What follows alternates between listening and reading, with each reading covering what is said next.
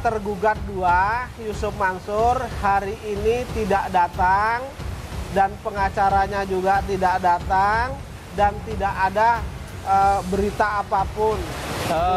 Yang jelas kami sangat kecewa karena ini kami berniat baik untuk menyelesaikan perkara ini, namun lagi-lagi Yusuf Mansur apapun pengacaranya kok tidak hadir gitu.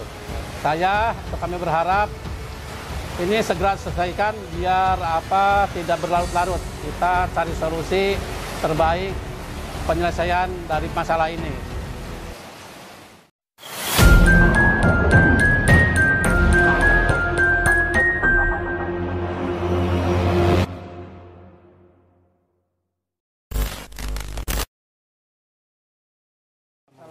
Wabarakatuh.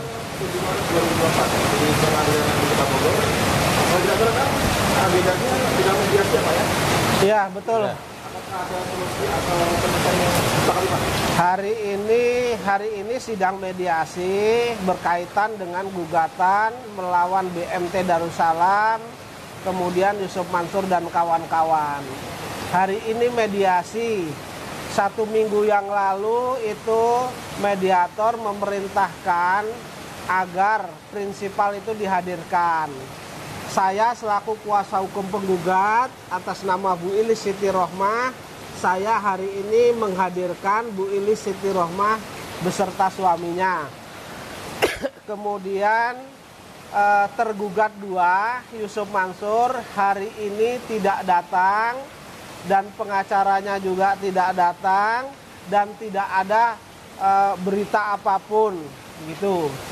Kemudian tergugat 4, Dwi Andi Yuda itu datang tadi beserta kuasa hukumnya. Nah, karena ini yang datang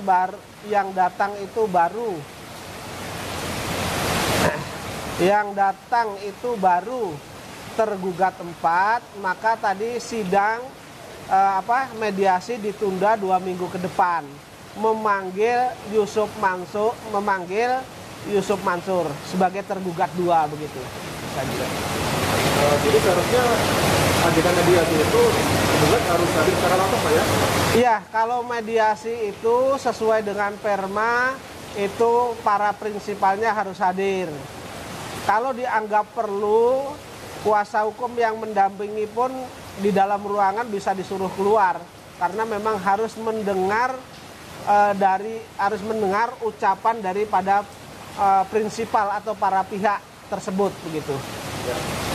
Yusuf Mansur tidak hadir, BMT juga tidak hadir, Pak ya? Iya. Oke. Dari Yuda sendiri apakah ada sesuatu ditawarkan, Pak? Masih belum ada yang ditawarkan. Jadi tadi saya selaku kuasa hukum dari Bu Ilis sudah membuat surat usulan penyelesaian.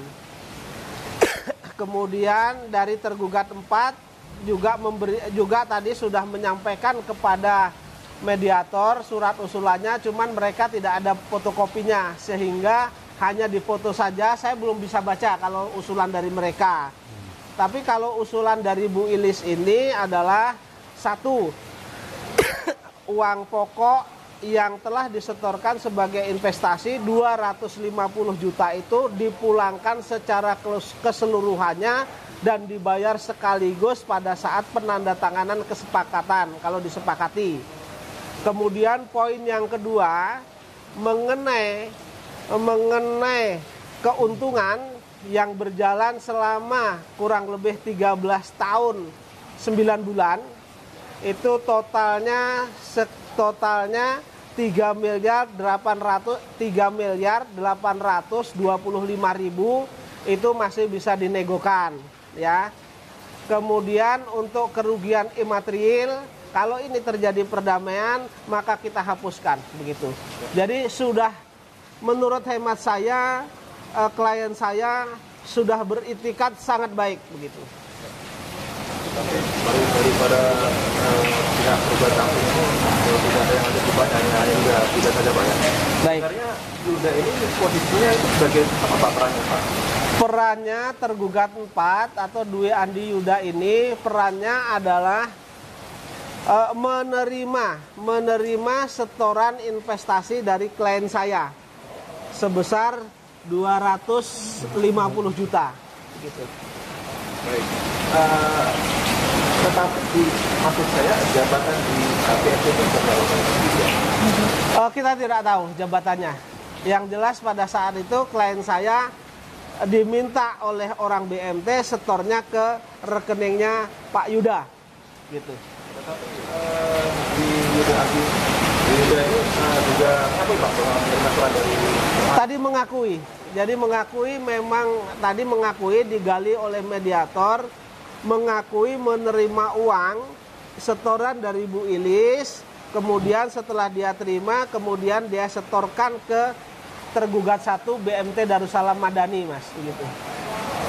Kalau misalkan selanjutnya di agenda mediasi kedua ini yang masuk juga kembali tidak hadir jauh bagaimana? Kalau Yusuf nanti tergugat 2 karena tergugat 1, kemudian tergugat 3, kemudian tergugat 5 kan sudah ditinggal. Ya, kemudian turut tergugat Darul Quran juga sudah ditinggal. Kalau nanti Yusuf Mansur pada mediasi-mediasi berikutnya setelah dipanggil secara layak kemudian tidak datang, maka kalau ini deadlock maka dianggap mediasi gagal dan masuk pokok perkara, diperiksa dalam pokok perkara. Ya. Pak Arif Deli. Ya, Pak. Ini kan seharusnya pada yang diterapkan pada banyak konsumen tapi katanya itu masuk yang menawarkan kembali juga ada yang lain dari Pak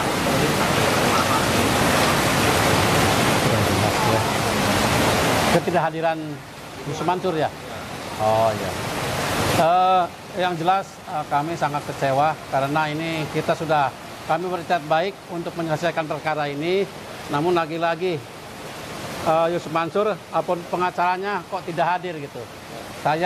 Kami berharap ini segera selesaikan biar tidak berlarut-larut. Kita cari solusi terbaik penyelesaian dari masalah ini. Pak Arif sendiri yang dulu selalu Ya. Pak Deni Mustafa mungkin ada pesan Pak yang disampaikan kepada Iya. Iya.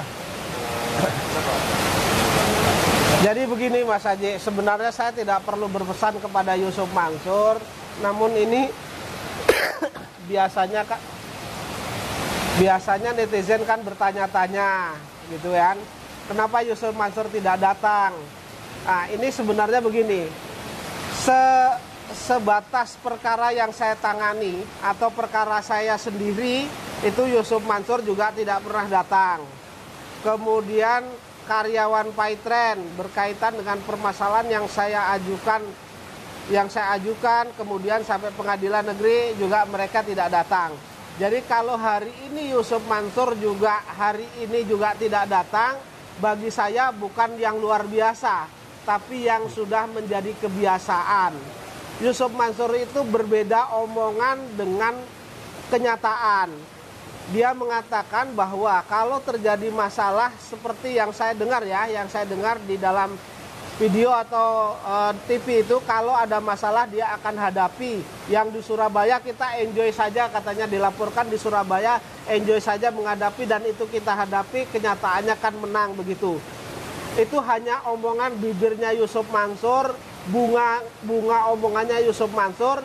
Padahal kalau di dalam perkara-perkara berkaitan yang berlawanan, apakah itu perkara saya sendiri, apakah saya mewakili klien saya, Yusuf Mansur itu tidak pernah datang dan tidak pernah melihatkan batang hidungnya. Sedangkan jangankan di pengadilan, mereka saya undang saja ke Masjid Darussalam untuk menyelesaikan permasalahan bisnis batu bara ini secara persuasif. Setelah saya undang pun tidak datang. Kemudian saya datengin rumahnya 2 kali pun tidak ditemui dan akhirnya kami melakukan mubahalah sepihak di rumah Yusuf Mansur. Saya kira kalau Yusuf Mansur ini kalau tidak datang itu sudah hal yang biasa karena selalu bertolak belakang. Kalau ngomong manis tetapi kenyataannya pahit. Cukup saya kira.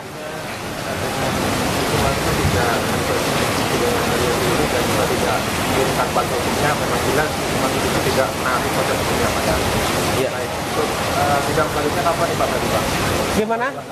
Oh, sidang berikutnya tanggal 21 Maret. Jadi mediasi berikutnya jatuh pada tanggal 21 Maret 2024 jam 10 pagi. Iya. Iya.